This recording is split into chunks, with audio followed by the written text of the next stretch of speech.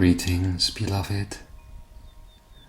I am the Pah Kwan Yin San, and I am here to celebrate this precious solstice moment with you.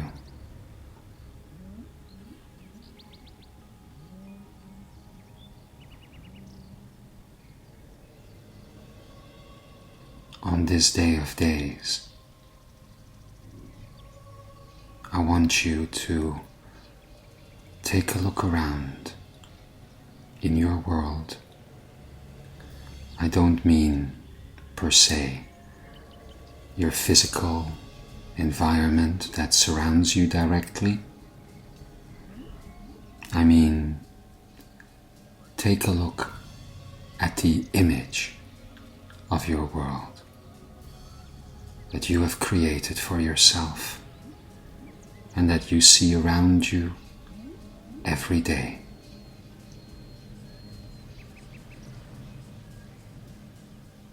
We are in a very potent and extreme time where wars rage across the planet. Not like wars haven't always been raging across the planet, but you are now living in a time where you are more aware of this than ever before.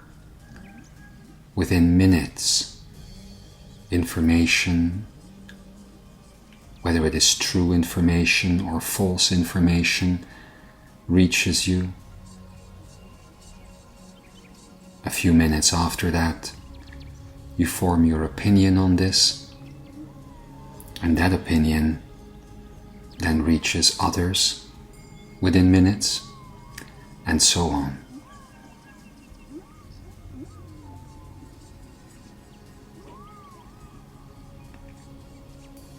So intense have things become that many are finding it difficult to make sense of the world. And this, on this day, is what I would like to address, to make sense of the world. The sentence itself already proclaims where the focus is, to make sense. This implies that you are observing the world around you with your senses, and that you are trying to create a cohesive image that makes sense to you using those senses. But those of us on the metaphysical path since long are aware of the vast dichotomy between the inner world and the world that is projected outside of you. This dichotomy creates a situation where that which you observe outside of you, the world itself and all of its stories and affairs, ultimately and literally is a thing of the past. When I say this, I mean the world outside of you manifests itself as it is based on your past experiences, particularly your past emotional states that often are the result of the information that is provided to you, that flows into your devices and into your head, creating emotions which are powerful vibrational tools that ultimately give shape to the world surrounding you. Therefore, everything that you experience, that you see, that you hear, that you can feel, are all indications of your past emotional state. And this can be so overwhelming that we forget to look at our inner state. That which is reacting to the outer state. It is only that inner state which is truly in the now.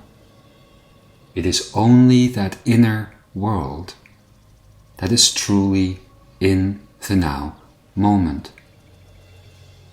So if you use this inner world to respond to the world that is outside of you, then you are using your now moment to react to the past. This is very difficult to accept for many people, because the only conclusion one can draw from this is that the ascension student must turn away from the outside world and must turn within.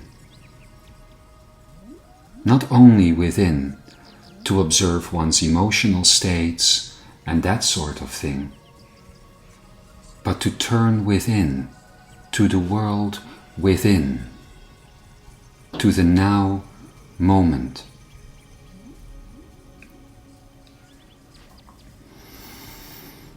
It is only in this space that one can truly have an impact on the world.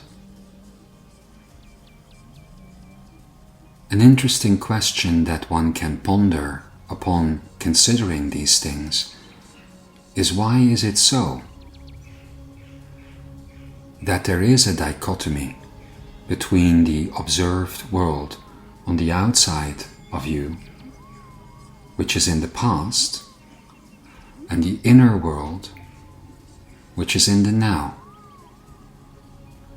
And the answer is simply found in the concept of action and reaction.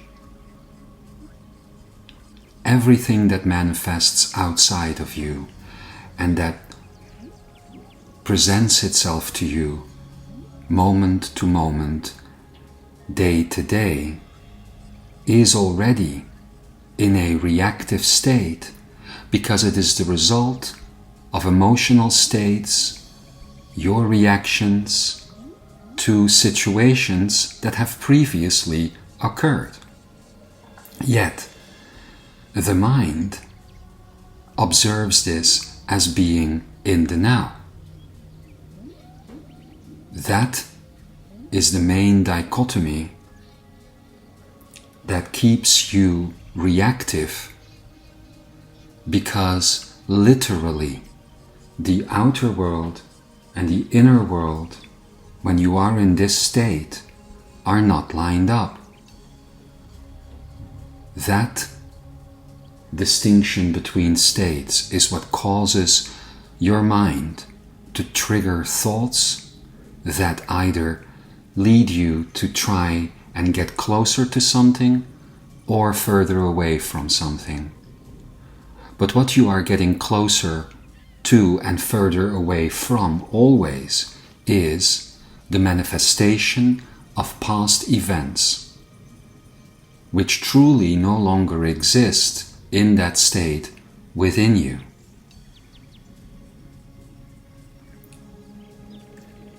It goes, of course, without saying that for those who do not take notice of this, that everything that appears around one seems to be the truth.